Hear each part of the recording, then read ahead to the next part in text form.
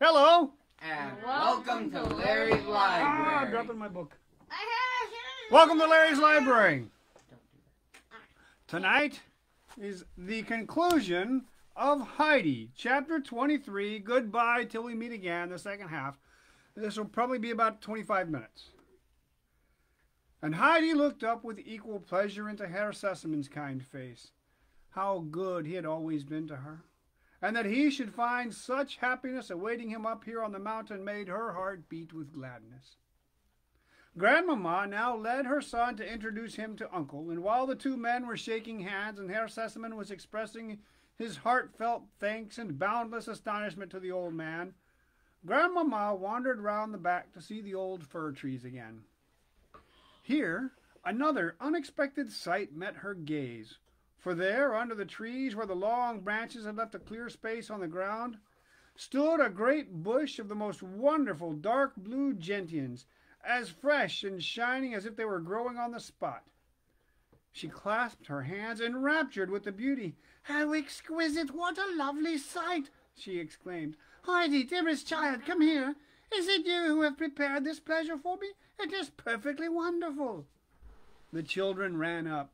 No, I did not put them there," said Heidi, "but I know who did." "They grow just like that on the mountain, Grandmamma. Only, if anything, they look more beautiful still," Clara put in. But guess who brought those down today?" And as she spoke, she gave such a pleased smile that the grandmother thought for a moment the child herself must have gathered them. But that was hardly possible. At this moment, a slight rustling was heard behind the fir trees. It was Peter, who had just arrived. He had made a long round, having seen from the distance who it was standing beside Uncle in front of the hut, and he was trying to slip by unobserved. But Grandmamma had seen and recognized him, and suddenly the thought struck her that it might be Peter who had brought the flowers, and that he was now trying to get away unseen, feeling shy about it. But she could not let him go off like that. He must have some little reward. "Come along, boy, come here. Do not be afraid," she called to him. Peter stood still, petrified with fear. After all he had gone through that day, he felt he had no longer any power of resistance left. All he could think was, "It's all up with me now." Every hair of his head stood on end, and he stepped forth from behind the fir trees, his face pale and distorted with terror. "Courage, boy," said Grandmamma in her effort to dispel his shyness. "Tell me straight out, without hesitation. Was it you who did it?" Peter did not lift his eyes, and therefore did not see at what Grandmamma was pointing. But he knew that Uncle was standing at the corner of the hut, fixing him with his gray eyes, while beside him stood the most terrible person that Peter could conceive, the police constable from Frankfurt. Quaking in every limb and with trembling lips, he muttered a low, "Yes." "Well, and what is there dreadful about that?" said Grandmamma. Because it is all broken to pieces, and no one can put it together again." Peter broke out his words with difficulty, and his knees knocked together so that he could hardly stand.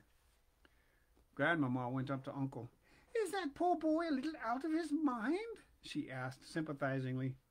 "Not in the least," Uncle assured her. It was only that he was the wind that sent the chair rolling down the slope, and he is expecting his well-deserved punishment." Grandmamma found this hard to believe, for in her opinion Peter did not look an entirely bad boy, nor could he have any reason for destroying such a necessary thing as the chair. But Uncle had only given expression to the suspicion that he had from the moment the accident happened. The angry looks which Peter had from the beginning cast at Clara, and the other signs of his dislike to what had been taking place on the mountain, had not escaped Uncle's eye. Putting two and two together, he had come to the right conclusion as to the cause of the disaster, and he therefore spoke without hesitation when he accused Peter. The lady broke into lively expostulations on hearing this. "No, no, dear Uncle, we will not punish the poor boy any further. One must be fair to him.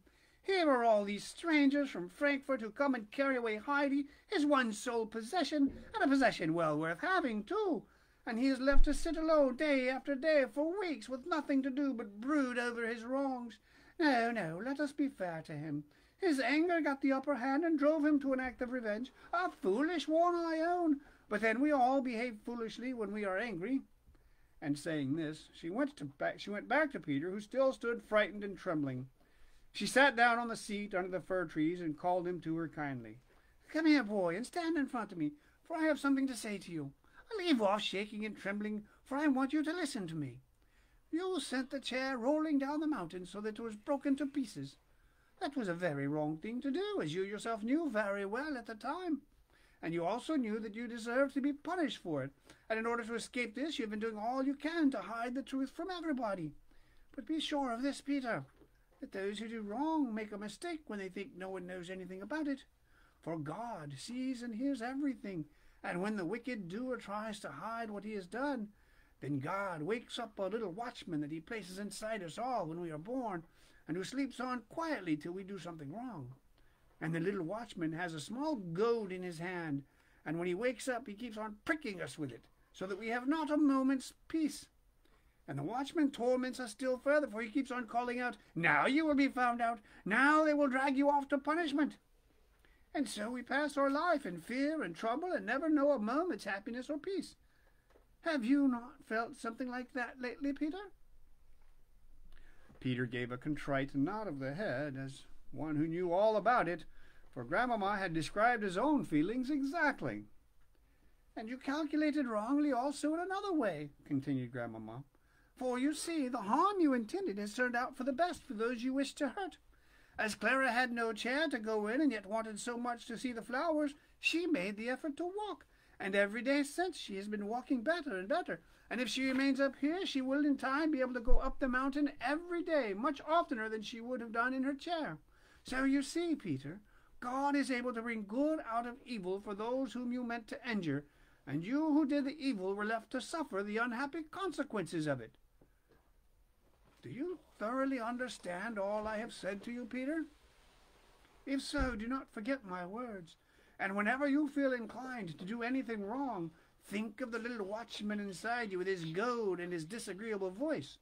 Will you remember all this?" Yes, I will," answered Peter, still very subdued, for he did not yet know how the matter was going to end, as the police constable was still standing with the uncle. "That's right, and now the thing is over and done for," said Grandmamma.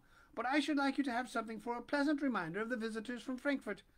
Can you tell me anything that you have wished very much to have? What would you like best as a present?" Peter lifted his head at this and stared open-eyed at Grandmamma. Up to the last minute he had been expecting something dreadful to happen, and now he might have anything that he wanted. His mind seemed all of a whirl. "I mean what I say," went on Grandmamma. "You shall choose what you like to have as a remembrance from the Frankfurt visitors, and as a token that they will not think any more of the wrong you did. Now do you understand me, boy?" The fact began at last to dawn upon Peter's mind that he had no further punishment to fear, and that the kind lady sitting in front of him had delivered him from the police constable. He suddenly felt as if the weight of a mountain had fallen off him. He had also by this time awakened to the further conviction that it was better to make a full confession at once of anything he had done wrong or had left undone, and so he said, "And I lost the paper too." Grandmamma had to consider a moment what he meant, but soon recalled his connection with her telegram and answered kindly, "You are a good boy to tell me. Never conceal anything you have done wrong, and then all will come right again. And now what would you like me to give you?" Peter grew almost giddy with the thought that he could have anything in the world that he wished for. He had a vision of the yearly fair at Mayenfeld, with the glittering stalls and all the lovely things that he had stood gazing at for hours, without a hope of ever possessing one of them, for Peter's purse never held more than a halfpenny, and all these fascinating objects cost double that amount. There were the pretty little red whistles that he could use to call his goats, and the splendid knives with rounded handles known as toad strikers, with which one could do such famous work among the hazel bushes. Peter remained pondering. He was trying to think which of these two desirable objects he should best like to have, and he found it difficult to decide. Then a bright thought occurred to him. He would then be able to think over the matters between now and next year's fair. "A penny," answered Peter, who was no longer in doubt. Grandmamma could not help laughing. "That is not an extravagant request. Come here, then." And she pulled out her purse and put 4 bright round shillings in his hand, and then laid some pennies on top of it. "We will settle our accounts at once," she continued, "and I will explain them to you. I have given you as many pennies as there are weeks in the year, and so every Sunday throughout the year you can take out a penny to spend." "As long as I live?" said Peter quite innocently. Grandmamma laughed more still at this, and the men, hearing her, paused in their talk to listen to what was going on. "Yes, boy, you shall have it all your life. I will put it down in my will. Do you hear, my son? And you are to put it down in yours as well. A penny a week to Peter as long as he lives." Herr Sessman nodded his assent and joined in the laughter. Peter looked again at the present in his hand to make sure he was not dreaming, and then said, "Thank God!" And he went off running and leaping with more even than his usual agility, and this time managed to keep his feet, for it was not fear but joy such as he had never known before in his life that now sent him flying up the mountain. All trouble and trembling had disappeared, and he was to have a penny every week for life. As later, after dinner, the party were sitting together chatting, Clara drew her father a little aside and said with an eagerness that had been unknown to the tired little invalid, "Oh, Papa, if you only knew all that grandfather has done for me from day to day. I cannot reckon his kindnesses, but I shall never forget them as long as I live. And I keep on thinking what I could do for him, or what present I could make him that would give him half as much pleasure as he has given me." "That is just what I wish most myself, Clara," replied her father, whose face grew happier each time he looked at his little daughter. "I have been also thinking how we can best show our gratitude to our good benefactor." Herr Sessman now went over to where Uncle and Grandmamma were engaged in lively conversation. Uncle stood up as he approached, and Herr Sessman, taking him by the hand, said, "Dear friend, let us exchange a few words with one another. You will believe me when I tell you that I have known no real happiness for years past. What worth to me were money and property when they were unable to make my poor child well and happy? With the help of God, you have made her whole and strong, and you have given new life not only to her, but to me. Tell me now, in what way can I show my gratitude to you? I can never repay all you have done, but whatever is in my power to do is at your service. Speak, friend, and tell me what I can do." Uncle had listened to him quietly, with a smile of pleasure on his face as he looked at the happy father. "Herr Sessman," he replied in a dignified way, "believe me that I too have my share of joy at your daughter's recovery, and my trouble is well repaid by it.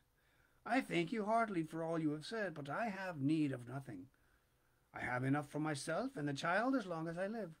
One wish alone I have, and if that could be satisfied, I should have no further care in life." "Speak, dear friend, and tell me what it is," said Herr Sessman entreatingly. "I am growing old," Uncle went on, "and shall not be here much longer. I have nothing to leave the child when I die, and she has no relations except one person who will always like to make what profit out of her she can.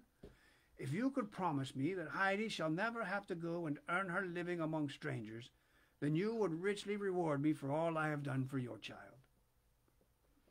"There can never be any question of such a thing as that, my dear friend," said Herr Sessman quickly. "I look upon the child as our own. Ask my mother, my daughter. You may be sure that they will never allow the child to be left in anyone else's care. But if it will make you happier, I give you here my hand upon it. I promise you, Heidi shall never have to go and earn her living among strangers. I will make provision against this both during my life and after.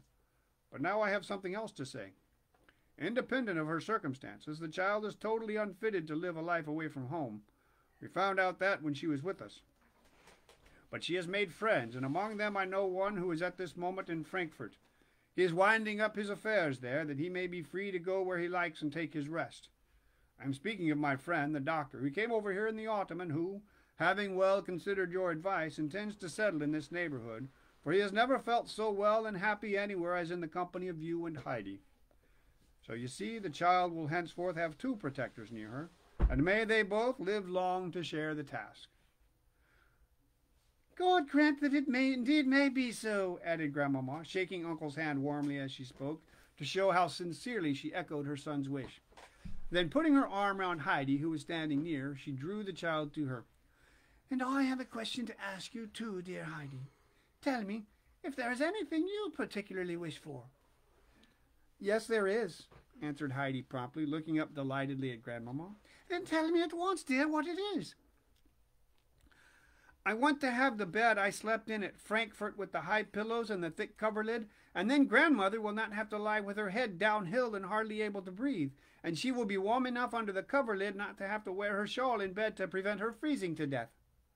In her eagerness to obtain what she had set her heart upon, Heidi hardly gave herself time to get out all she had to say, and did not pause for breath till she reached the end of her sentence.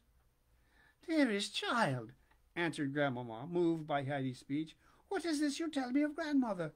You are right to remind me. In the midst of our own happiness, we forget too often that which we ought to remember before all things. When God has shown us some special mercy, we should think at once of those who are denied so many things. I shall telegraph to Frankfurt at once. Fraulein Rottenmeier shall pack up this bed this very day, and it will be here in 2 days' time. God willing, Grandmother shall soon be sleeping comfortably upon it. Heidi skipped round Grandmamma in her glee, and then stopping all of a sudden, said quickly, I must make haste down and tell Grandmother, and she will be in trouble to it, and she will be in trouble too at my not having been to see her for such a long time, for she felt she could not wait another moment before carrying the good news down to Grandmother, and moreover the recollection came to her of the distress of the old woman was the recollection came to her of the distress the old woman was in when she last saw her. No, Heidi, what can you be thinking of? Said her grandfather reprovingly. You can't be running backwards and forwards like that when you have visitors. But Grandmamma interfered on Heidi's behalf.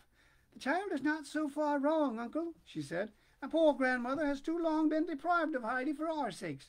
Let us all go down to her together. I believe my horse is waiting for me, and I can ride down from there, and as soon as I get to Dorfli, the message shall be sent off. What do you think of my plan, son? Herr Sessman had not yet had time to speak of his traveling plans, so he begged his mother to wait a few moments that he might tell her what he proposed doing. Herr Sessman had been arranging that he and his mother should make a little tour in Switzerland, first ascertaining if Clara was in a fit state to go some part of the way with them. But now he would have the full enjoyment of his daughter's company, and that being so, he did not want to miss any of these beautiful days of later summer, but to start at once on the journey that he now looked forward to with such additional pleasure. And so he proposed that they should spend the night in Dorfli, and that next day he should come and fetch Clara. Then they would all three go down to Regatz and make that their starting point. Clara was rather upset at first at the thought of saying goodbye like this to the mountain. She could not help being pleased, however, at the prospect of the journey, and no time was allowed her to give way to lamentation. Grandmamma had already taken Heidi by the hand, preparatory to leading the way, when she suddenly turned.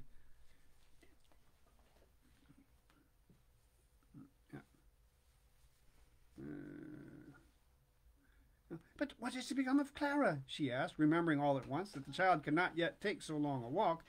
She gave a nod of satisfaction as she saw that Uncle had already taken Clara up in his arms and was following her with sturdy strides. Herr Sessman brought up the rear, and so they all started down the mountain. Heidi kept jumping for joy as she and Grandmamma walked along side by side, and Grandmamma asked all about Grandmother, how she lived and what she did, especially in the winter when it was so cold. And Heidi gave her a minute account of everything, for she knew all that went on at Grandmother's, and told her how Grandmother sat crouching in her corner and trembling with cold. She was able to give her exact particulars of what Grandmother had and had not to eat. Grandmamma listened with interest and sympathy until they came to Grandmother's. Brigitte was just hanging out Peter's second shirt in the sun so that he might have it ready to put on when he had worn the other long enough. As soon as she saw the company approaching, she rushed indoors. The whole party of them are just going past, Mother, evidently all returning home again, she informed the old woman. Uncle is with them, carrying the sick child. Alas, is it really to be so, then? Sighed the grandmother. And you saw Heidi with them, then they are taking her away. If only she could come and put her hand in mine again. If I could but hear her voice once more. At this moment the door flew open, and Heidi sprang across to the corner and threw her arms round Grandmother. Grandmother, Grandmother, My bed is to be sent from Frankfurt with all the 3 pillows and the thick coverlid. Grandmama says it will be here in 2 days. Heidi could not get out her words quickly enough, for she was impatient to see grandmother's great joy at the news. The latter smiled, but said a little sadly, "She must indeed be a good, kind lady, and I ought to be glad that she is taking you with her, but I shall not outlive it long." "What is this I hear? Who has been telling my good grandmother such tales?" exclaimed a kindly voice, and grandmother felt her hand taken and warmly pressed, for grandmamma had followed Heidi in and had heard all that was said. "No, no, there is no thought of such a thing. Heidi is going to stay with you and make you happy. We want to see her again, but we shall come to her. We hope to pay a visit to the Alm every year, for we have good cause to offer up a special thanks to God upon this spot where so great a miracle has been wrought upon our child." And now grandmother's face was lighted up with genuine happiness, and she pressed Frau Sessamann's hand over and over again, unable to speak her thanks, while 2 large tears of joy rolled down her aged cheeks. And Heidi saw the glad change come over grandmother's face, and she too now was entirely happy. She clung to the old woman, saying, "Hasn't it all come about, grandmother, just like the hymn I read to you last time? Isn't the bed from Frankfurt sent to make you well?" "Yes, Heidi, and many, many other good things too, which God has sent me," said the grandmother, deeply moved. I did not think it was possible that there were so many kind people ready to trouble themselves about a poor old woman, and to do so much for her. Nothing strengthens our belief in a kind Heavenly Father who never forgets even the least of his creatures, so much as to know that there are such people full of goodness and pity for a poor useless creature such as I am." "My good grandmother," said Frau Sessammann, interrupting her, "we are all equally poor and helpless in the eyes of God, and all have equal need that he shall not forget us. But now we must say good-bye, but only till we meet again. For when we pay our next year's visit to the Alm, you will be the first person we shall come and see. Meanwhile, we shall not forget you." And Frau Sessammann took grandmother's hand again and shook it in farewell. But grandmother would not let her off even then without more words of gratitude, and without calling down on her benefactress and all belonging to her every blessing that God had to bestow. At last Herr Sessammann and his mother were able to continue their journey downwards, while Uncle carried Clara back home with Heidi beside him, so full of joy of what was coming for grandmother that every step was a jump. But there were many tears shed the following morning by the departing Clara, who wept to say goodbye to the beautiful mountain home where she had been happier than ever in her life before. Heidi did her best to comfort her. "Summer will be here again in no time," she said, "and then you will come again, and it will be nicer still, for you will be able to walk about from the beginning. We can then go out every day with the goats up to where the flowers grow and enjoy ourselves from the moment you arrive." Herr Sessammann had come as arranged to fetch his little daughter away, and was just now standing and talking with Uncle, for they had much to say to one another. Clara felt somewhat consoled by Heidi's words, and wiped away her tears. "Be sure you say good-bye for me to Peter and the goats, and especially to Little Swan. I wish I could give Little Swan a present, for she has helped so much to make me strong." "Well, you can if you like," replied Heidi. "Send her a little salt. You know how she likes to lick some out of grandfather's hand when she comes home at night." Clara was delighted at this idea. "Oh, then I shall send 100 pounds of salt from Frankfurt, for I want her to have something as a remembrance of me." Herr Sessammann now beckoned to the children as it was time to be off. Grandmamma's white horse had been brought up for Clara, as she was no longer obliged to be carried in a chair. Heidi ran to the far edge of the slope and continued to wave her hand to Clara until the last glimpse of horse and rider had disappeared. And now the bed has arrived, and grandmother is sleeping so soundly all night that she is sure to grow stronger. Grandmamma, moreover, has not forgotten how cold the winter is on the mountain. She has sent a large parcel of warm clothing of every description, so that grandmother can wrap herself round and round, and will certainly not tremble with cold now as she sits in her corner. There is a great deal of building going on at Dorfli. The doctor has arrived, and for the present is occupying his old quarters. His friends have advised him to buy the old house that Uncle and Heidi live in during the winter, which had evidently, judging from the height of the rooms and the magnificent stove with its artistically painted tiles, been a fine gentleman's place at one time. The doctor is having this part of the old house rebuilt for himself, the other part being repaired for Uncle and Heidi, for the doctor is aware that Uncle is a man of independent spirit, who likes to have a house to himself. Quite at the back, a warm and well-walled stall is being put up for the 2 goats, and there they will pass their winter in comfort. The doctor and uncle are becoming better friends every day, and as they walk about the new buildings to see how they are getting on, their thoughts continually turn to Heidi, for the chief pleasure to each in connection with the house is that they will have the light-hearted little child with them there.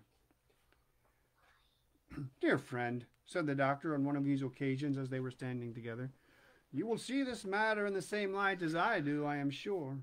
I share your happiness in the child, as if next to you I was the one to whom she most closely belonged.